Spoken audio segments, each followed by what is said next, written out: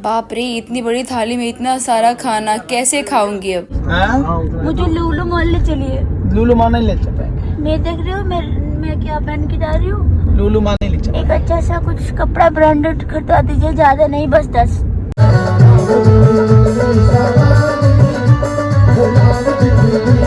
Hello, मैं हूँ अलका सिंह पहाड़िया। आप सभी का स्वागत है मथुरा के इस खूबसूरत ब्लॉग में। आइए हमारे साथ।